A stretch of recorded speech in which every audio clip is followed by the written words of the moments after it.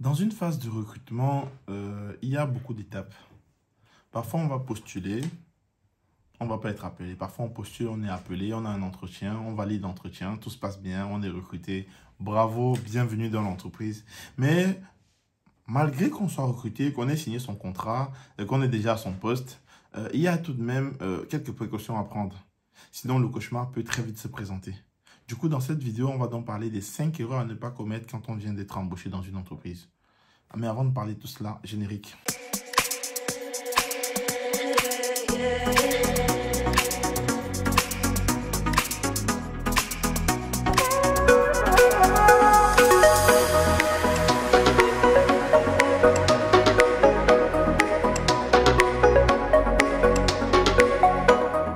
Hello les amis, j'espère que vous allez bien. Bienvenue sur Un jour un métier, je suis Herman Kouyaté. Ici on parle d'orientation, de reconversion, de digital. Bref, on parle de tout ce qui est lié à l'épanouissement de la jeunesse en général. Alors aujourd'hui, on va parler des 5 erreurs à ne pas commettre quand on est nouvellement embauché dans une entreprise. Car en effet, on peut croire que ça y est, comme on est embauché, la messe est finie, terminée, merci, au revoir.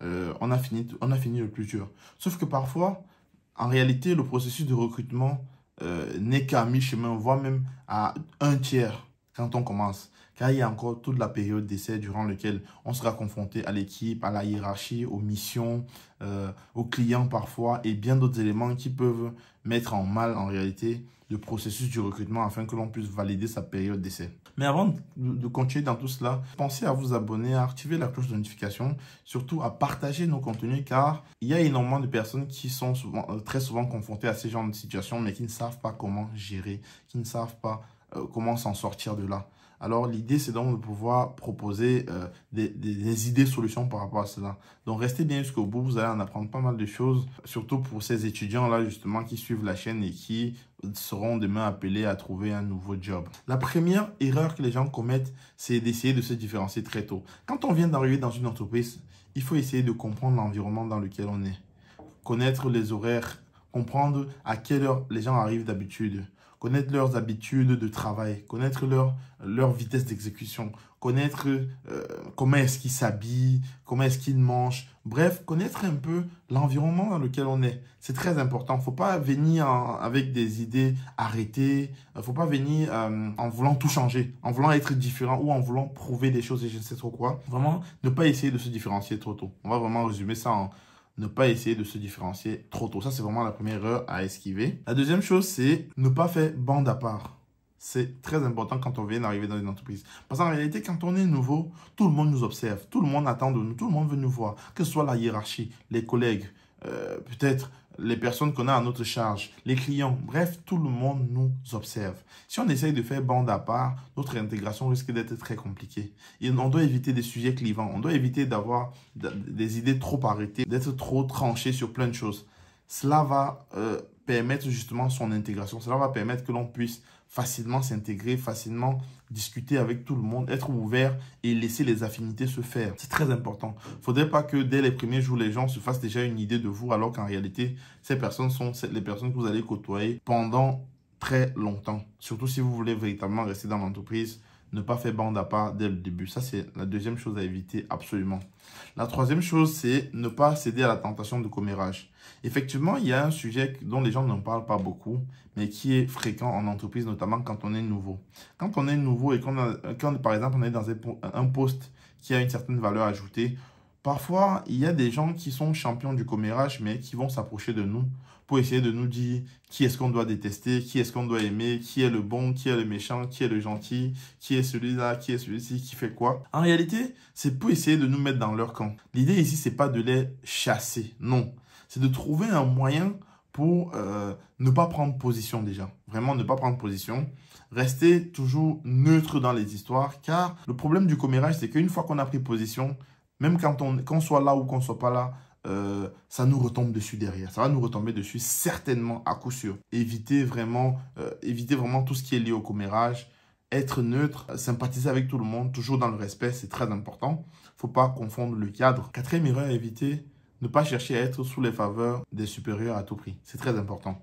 Car parfois, quand on arrive dans une entreprise, on a l'impression que si on n'a pas les faveurs du supérieur, on ne pourra pas avancer. En réalité, ce n'est pas toujours ça. Parce que généralement, quand on enclenche un recrutement, ce n'est pas pour plaire à un supérieur ou quoi que ce soit. C'est parce qu'on a un besoin métier au sein de l'équipe. C'est parce qu'on a un réel besoin dans l'évolution de l'entreprise, dans l'accroissement en tout cas de l'entreprise.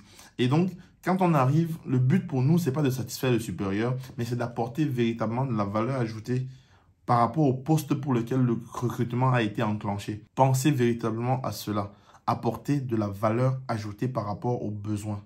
Être quelqu'un de proactif, une force de proposition, pensez uniquement à cela. Si vous êtes compétent dans ce pourquoi on vous a recruté et qu'à côté de ça, vous vous êtes bien intégré par rapport à vos collègues, vous n'aurez pas de problème. C'est très important, ces éléments, car il y a des gens qui arrivent en entreprise, qui font tout pour essayer d'avoir les faveurs de leurs responsables. Sauf qu'à l'arrivée, si les missions pour lesquelles vous êtes recruté ne fonctionnent pas, on va vous licencier, ça va de soi. Et on va vous licencier pour faute grave, car vous n'arrivez pas à remplir ce pourquoi le contrat a été fait. Et dès lors qu'une partie du contrat n'est pas respectée, le contrat peut être rompu immédiatement et sans aucun recours derrière. 5e point, accepter les conseils et l'accompagnement. Enfin, c'est plutôt un conseil en réalité. Pourquoi est-ce que je dis ça? En effet, quand on vient d'arriver en entreprise, parfois il y a des gens qui sont là depuis 10 ans, depuis 9 ans, et qui vont essayer de nous conseiller. Ils vont nous dire, oui, ceci marche comme ça, voilà comment ça marche. Parce que naturellement, les gens aiment bien partager leur expérience. Je dis bien naturellement, c'est pas tout le monde, mais naturellement en entreprise, quand on est nouveau, parfois les gens ont envie de partager avec nous ce qu'ils savent. Parfois, c'est même en vous d'aller instiguer cela, d'aller provoquer cela en eux, de leur poser des questions. Oui, la boîte, c'est depuis combien de temps? Quelles ont été les phases importantes de la boîte? La boîte est passée par quoi? Qu'est-ce qu'il y a eu? Comment vous avez géré ci? Comment tel produit est né? À quel niveau est-ce que tu as participé? Essayez vraiment de comprendre. Laissez-vous conseiller, laissez-vous accompagner par des anciens. Ils vont faciliter votre intégration. Un senior est toujours bien pour aider l'entrée d'un junior. C'est très important. Et surtout, à côté de cela, si vous refusez, ça peut être très mal interprété. Ils peuvent peut-être dire que vous faites la grosse tête, vous vous prenez pour je sais tout, et ça gâche tout. Ça gâche tout, mais vraiment tout. Et c'est vous qui allez perdre parce que eux, ça fait un moment qu'ils sont là. Ils ont déjà fait leurs preuves. Par contre, vous êtes en phase d'observation. Vous êtes au moment où tout le monde vous regarde, tous les regards sont braqués sur vous. C'est à vous de faire vos preuves. Et si vous êtes incapable d'assurer à ce moment-là, ben ça devient très compliqué finalement. Ça devient très, très compliqué. Donc, laissez-vous accompagner, écoutez les conseils, soyez à l'écoute de tout ça, soyez attentifs. Et également, attention aux conseils toxiques. Peut-être que je n'ai pas abordé toutes les thématiques, toutes les erreurs que font les nouveaux quand ils arrivent en entreprise. Si vous avez d'autres idées, la barre des commentaires est là pour ça. Je suis bien curieux d'en savoir davantage. Ce n'est pas mon métier de prédilection. Donc, merci à vous d'avoir été avec nous jusqu'à maintenant. Pensez à partager, à vous abonner et surtout à activer la cloche de notification. C'était Herman. Ciao, ciao.